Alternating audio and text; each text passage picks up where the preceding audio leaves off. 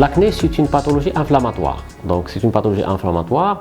L'acné peut se développer chez le bébé, comme il peut se développer chez les sujets plus âgés. Donc, il n'y a pas d'âge précis, mais en général, on la voit, la fréquence elle est plus grande à partir de l'âge de 18 ans jusqu'à l'âge de 24 ans. Donc, c'est quoi l'acné? Donc, il y a une activation d'une bactérie qui existe sur le follicule pilaire et qui donne excès de sébum. Il y a l'excès de sébum et puis il y a une inflammation qui se fait au niveau du follicule pilaire et qui donne ces lésions. Pour poser le diagnostic de l'acné, pas toutes les lésions du visage c'est de l'acné, il y a 1000 pathologies, mais il y a ce qu'on appelle les lésions élémentaires. Les lésions élémentaires, ce sont les lésions sur lesquelles on se base pour que le dermatologue pose le diagnostic de l'acné. Donc il y a l'hyperséborrhée, c'est la peau qui est grasse. Il y a les comédons. Les comédons, ce sont des petites plaques comme ce qu'on appelle les points noirs. Puis il y a les nodules. Les nodules, ce sont des lésions inflammatoires rouges qu'on voit sur le visage. Et en général, on voit plus chez les filles. Donc il y a une composante hormonale, effectivement.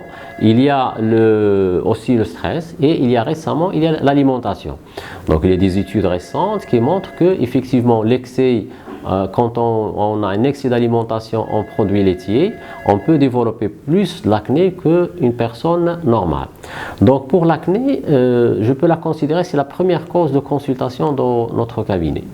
Plus le diagnostic est précoce, plus on n'a pas de cicatrices. Parce que le souci de l'acné, c'est le patient ou la patiente ne doit pas développer des cicatrices qui parfois sont très difficiles à réparer. Le traitement en général en fonction de l'acné, est-ce que c'est une acné hormonale, est-ce que acné inflammatoire, est-ce que c'est une acné rétentionnelle, on commence toujours par un traitement local plus un antibiotique qu'on donne pendant 3 mois, puis on évalue. Si on voit que ça ne va pas, donc il y a le traitement de fond. Le traitement de fond, c'est les isotrétinoïdes.